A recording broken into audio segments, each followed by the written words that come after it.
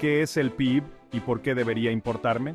Buena pregunta. El Producto Interno Bruto, o PIB, es como la cuenta total de todo lo que un país produce en un año. Es como el recibo gigante de todo lo que se compra, se vende y se crea dentro de las fronteras de un país.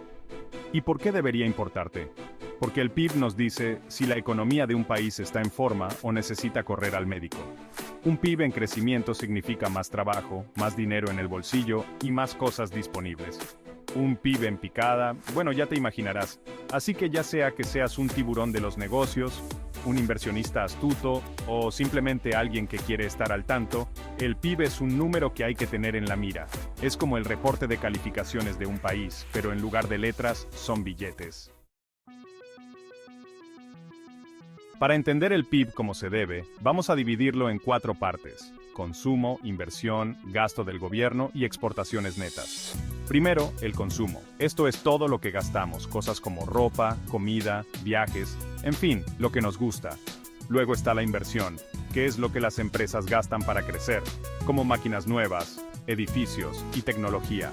El gasto del gobierno es todo lo que el gobierno invierte en cosas como carreteras, escuelas y el ejército. Y finalmente, las exportaciones netas, que son la diferencia entre lo que un país vende al extranjero y lo que compra de otros países. Sumamos estas 4 partes y listo, ahí tienes el PIB total. Pan comido, ¿verdad? Ahora, te estarás preguntando cómo le hacen para medir toda esa actividad económica. Pues hay 3 maneras de calcular el PIB, y en teoría, todas deberían dar el mismo resultado. El enfoque de producción se fija en el valor que se agrega en cada paso, como cuando se hace un pastel. Primero, el agricultor cultiva el trigo, luego el molinero lo convierte en harina, y al final, el pastelero hace la magia. Se suma el valor añadido en cada etapa y listo. Tienes el valor total del pastel. El enfoque de gasto, que es el más común, simplemente suma todo lo que se gasta en bienes y servicios finales en la economía. ¿Recuerdas la fórmula consumo plus inversión plus gasto plus exportaciones netas? Ese es el enfoque de gasto en acción. Y por último, el enfoque de ingreso suma todos los ingresos generados durante la producción, como los salarios, las ganancias de las empresas y los impuestos. Es como medir lo mismo desde diferentes ángulos. Si todo está bien, el resultado debería ser el mismo. PIB nominal versus PIB real tomando en cuenta la inflación. Aquí es donde la cosa se pone interesante. Tenemos el PIB nominal y el PIB real.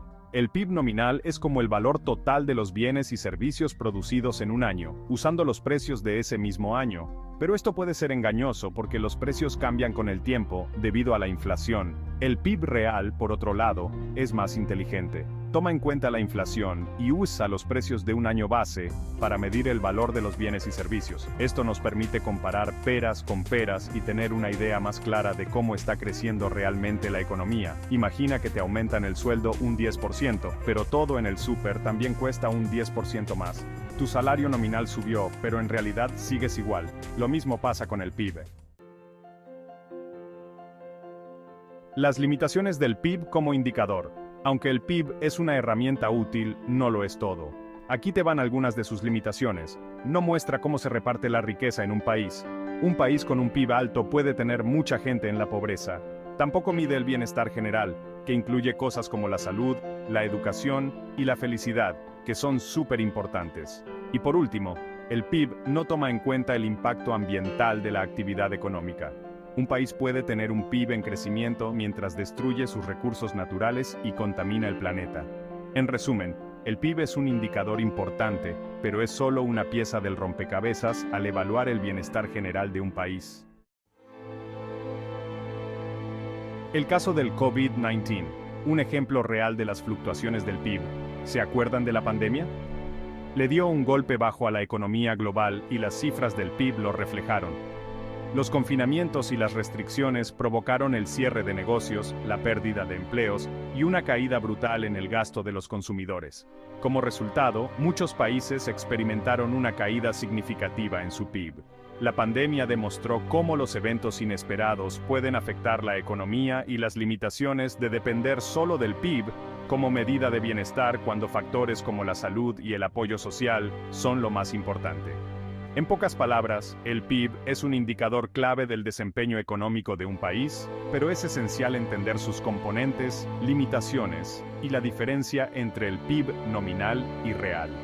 Aunque el PIB nos da información valiosa, no debería ser la única medida que consideremos al evaluar la prosperidad general de un país. Ok, vamos a hablar de otras formas de medir prosperidad, que seguro no sabes. Aunque el PIB es un indicador importante del rendimiento económico, no nos cuenta todo lo que pasa en un país. Hay otras métricas que nos dan una visión más completa de la prosperidad y la calidad de vida.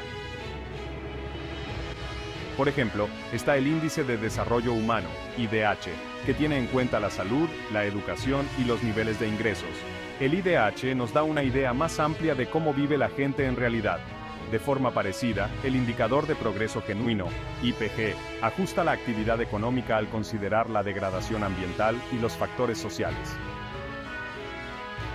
Otra métrica a destacar es el Índice de Felicidad Nacional Bruta, FNB, creado por Bután, que prioriza el bienestar y la felicidad de los ciudadanos por encima de la mera producción económica. Este enfoque valora la salud mental, la vitalidad de la comunidad y la sostenibilidad ambiental como componentes clave de una sociedad próspera. Todas estas medidas alternativas nos recuerdan que, aunque el PIB es una herramienta útil, no es la única forma de medir el éxito de un país. Si miramos más allá del PIB, podemos conseguir una comprensión más integral del progreso y centrarnos en crear un mundo donde todos puedan prosperar. Gracias por ver nuestro video sobre el PIB, pero vienen más indicadores. Si te ha gustado, no te olvides de darle a me gusta y suscribirte a nuestro canal para ver más contenido interesante. Hasta la próxima.